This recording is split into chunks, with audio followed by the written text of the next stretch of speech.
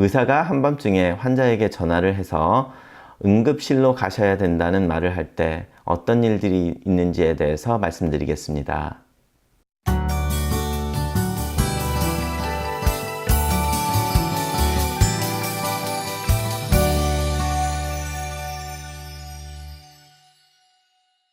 안녕하세요.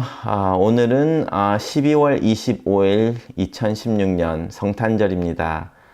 성탄절 잘 지내셨습니까? 저는 오늘 일을 하다가 피 검사가 나와서 환자분께 응급실을 가셔야겠다고 전화를 하고 나서 거기에 대해서 이야기를 한번 해볼까 해서 오늘 이 응급실 아니면 밤중에 의사가 환자에게 전화하는 일들에 대해서 한번 리뷰를 해볼까 합니다.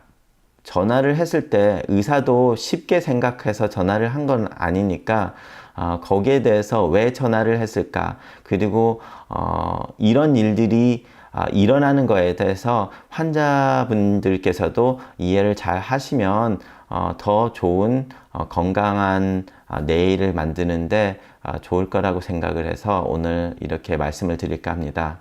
한 30분 전쯤에 제가 그 환자분께 전화를 해서 응급실 가시라고 하고 이렇게 비디오를 만드는 건데요. 밤중에 환자에게 전화를 해서 응급실을 가셔야 된다는 응급 상황을 제일 많이 하는 과가 하트를 관리를 하는 심장내과라고 생각을 하실 건데 그렇지는 않습니다. 오히려 콩팥을 하는 신장내과에서 더 많이 전화를 하게 되죠. 그 이유가 심장내과는 환자가 외래로 의사를 낮에 보러 왔을 때 벌써 가슴이 아프다고 통증 호소를 하면서 온 사람들이기 때문에 외래 병원에 오셨을 때 바로 이분이 응급실에 가셔야 되는지 안 가셔야 되는지 바로 알 수가 있죠.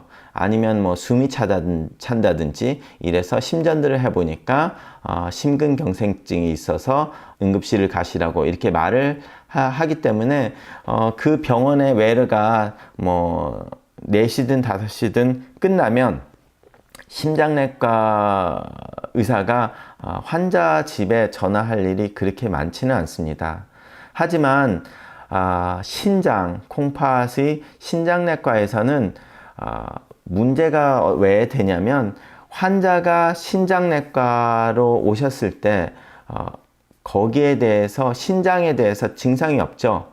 제가 이렇게 유튜브를 통해서 환자 계몽을 많이 하려고 노력을 하는 이유가 다른 뭐 정형외과나 심장내과나 뭐 다른 의사들과는 달리 신장내과는 굉장히 생명과 밀접한 관계를 갖고 있는 전문과인데에 비해서 사람들이 인지를 못하고 있고, 그리고 증상이 없는 대표적인 과입니다. 그러니까 신장내과에 와서도 자기가 왜 왔는지도 모르고 그냥 뭐 피검사가 안 좋아서 왔어요 이렇게 말씀을 하시죠. 제가 좀 전에 전화 드린 그분도 콩팥 기능이 안 좋아서 저를 보게 된 분인데요. 그랬는데 지금 지난 한 달 반 정도 사이에 뭐 6번 정도를 오시게 된 분입니다. 왜냐면 콩팥이 안 좋아지면서 칼륨 수치가 굉장히 많이 올라가서 혈압약을 굉장히 많이 바꿨는데도 불구하고 계속 올라가고, 그러다 보니까 약을 또 바꾸고 이렇게 하다 보니까 이제 여러 번 오시게 됐는데요. 엊그저께 오셨을 때는 칼륨 수치가 너무 높게 올라가서 문제가 돼서 아무래도 이것 때문에 심장에도 무리가 갈 것 같아서 여쭤보니까 숨도 차지 않고 가슴도 안 아프고 그렇다고 하시더라고요. 그래서 그렇지만 이제 칼륨이 너무 많이 올라가면 심장에 무리가 올 수 있으니까 심전도를 했고, 심전도에서 특이사항이 안 나타났기 때문에 그래도 피검사에서도 심근경색증이 있는 마커를 한번 확인을 해야 되겠다고 해서 이제 하고 신장 기능 검사도 했는데요. 칼륨 수치도 이제 전해질 수치도 같이 하면서 그랬는데 심근경색증, 하트어택 마커가 너무 많이 올라가서 이제 오늘 전화를 드려서 응급실에 가시라고 한 케이스입니다. 이 칼륨에 대해서 먼저 말씀을 드리겠는데요. 칼륨은 보통 신장이 문제가 된 분들이 이제 칼륨이 올라가기 시작하거든요. 그래서 칼륨은 이제 소변으로 대부분이 배출이 되기 때문에 신장의 기능이 떨어지면 칼륨이 올라오는데요. 어떤 분들은 신장이 좀 중간 정도 안 좋은 상태부터 올라오기 시작하는 분이 있고 어떤 분은 투석하기 전까지도 칼륨 수치가 문제가 없으신 분들이 있기 때문에 언제부터 칼륨을 조심해야 되냐는 환자 개개인마다 다 다릅니다. 그것은 피 검사를 하면서 이제 환자를 보면서 그 환자분 하나하나 말씀을 드리는데요. 이분은 콩팥의 기능이 20%대에 있으신데도 칼륨이 너무 많이 올라서 문제가 되시는 분이었는데요.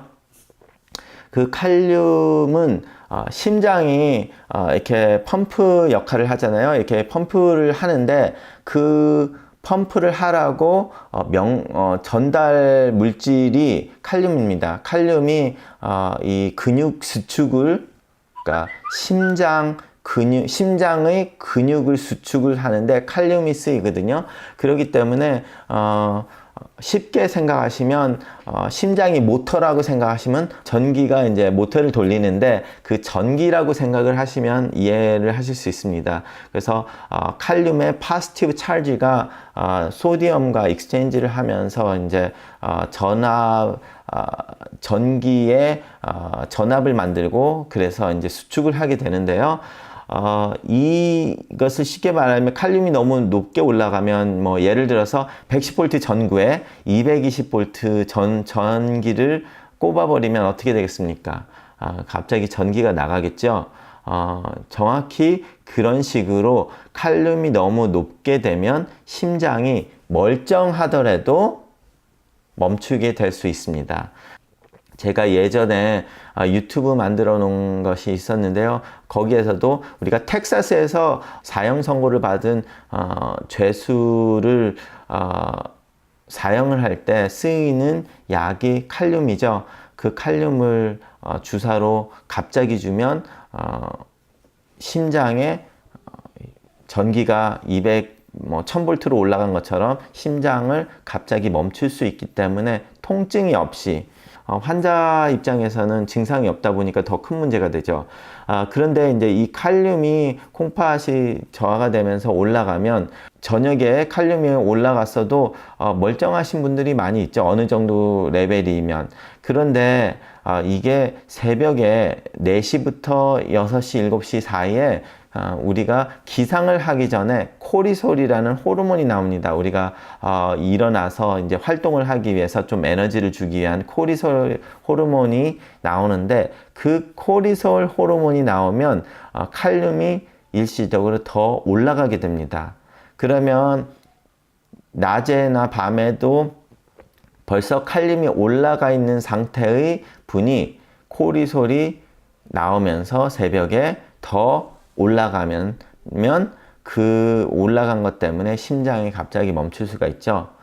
그래서 칼륨에 문제가 있으신 분들이 대부분 돌아가시는 시간이 새벽녘입니다. 그래서 어떤 분들이 이제 멀쩡했는데 새벽에 일어나 보니까 돌아가셨다더라. 아니면은 아침에 일어나시면서 흉통을 느끼시면서 쓰러지셨는데 앰뷸런스로 가셨다가 돌아가셨다. 뭐 이런 분들이죠. 아니면 아침에 통증으로 뭐 앰뷸런스를 가시는 분들. 이런 분들이 물론 혈관의 문제도 있으셔서 그럴 수도 있지만 칼륨의 문제가 있으신 분들이 심장이 정지돼서 돌아가시는 경우가 이런 일들입니다. 이런 거에 대해서 알지 못하는 일반인들은 그분이 돌아가셨다는 소리를 듣고 건강하셨는데 고생 안 하시고 편안하게 돌아가셨네, 축복받으셨다, 이렇게 말씀을 하시는 걸 봅니다. 그런데 거꾸로 말하면 그분의 칼륨을 내려놨다면 돌아가시지 않았었겠죠. 그렇기 때문에 어떻게 보면 필요 없는 죽음을 하신 경우가 되죠. 안타까운 경우가 되는 거고, 그렇기 때문에 의사 입장에서 그 케이스를 전반적으로 알았다면 고칠 수 있는 상황이 됐었을 수도 있는 거였고, 물론 새벽녘에 심장이 안 좋으신 분들이 칼륨하고 상관없이 혈관이 새벽에 수축을 하면서 돌아가시는 분들이 많이 있습니다. 그래서 뭐 새벽에 돌아가셨다고 해서 다 칼륨 문제는 아니고요. 그런 케이스가 있다는 거고, 그러다 보니까 우리가 증상이 없는 시간대에 응급실을 가시라고 하는 이유가 이 이유 때문이고요. 신장내과 의사는 대부분 저녁 시간에 전화를 하게 됩니다.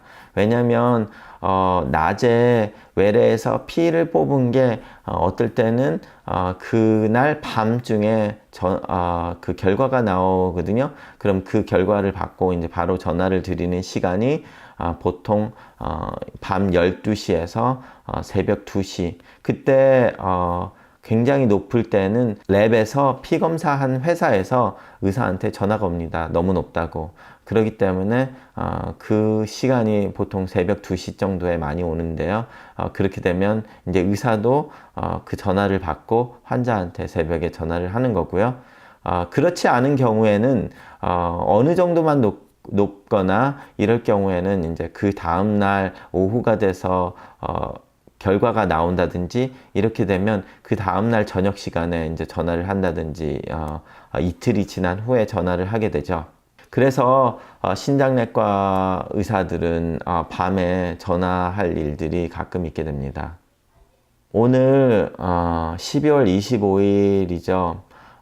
의사인 저도 이렇게 저녁에 전화할 때 망설이고 전화를 한 것이기 때문에 병원에서 전화가 올 때는 그만한 이유가 있고, 그러면 이제 오늘 전화 받으신 분은 저를 이제 믿기 때문에 바로 가신다고 말을 했는데, 그렇지 않은 분들이 꽤 있죠. 그러다 보면 이제 환자는 저 의사가 또 왜 나를 응급실로 보내냐, 자기가 그냥 하면 되지, 이렇게 생각을 하시거나, 뭐 자기는 증상이 없으니까 뭐 안 가도 되겠지, 뭐 의사가 말하는 거는 겁만 주려고 한다, 이렇게 생각을 하시는 경우가 꽤 있습니다. 이렇게 10분을 보내드리면 7, 8분은 아무런 문제 없이 다시 퇴원을 하실 수 있는데, 2, 3분은 꼭 어떤 치료를 받아서 방지를 할 수 있기 때문에 쉽게 방지를 할 수 있는 질병을 놔두고 있다가 문제를 만드시는 것보다 약간 고생스럽다고 하더라도 응급실을 가서 바로 치료를 받는 게 좋다고 생각을 해서 의사들이 환자에게 전화를 하는 거니까, 이런 경우가 있으면 의사의 지시를 따르시는 게 좋을 거라고 생각합니다. 자, 성탄절 잘 보내시고요. 새해도 복 많이 받으십시오. 감사합니다.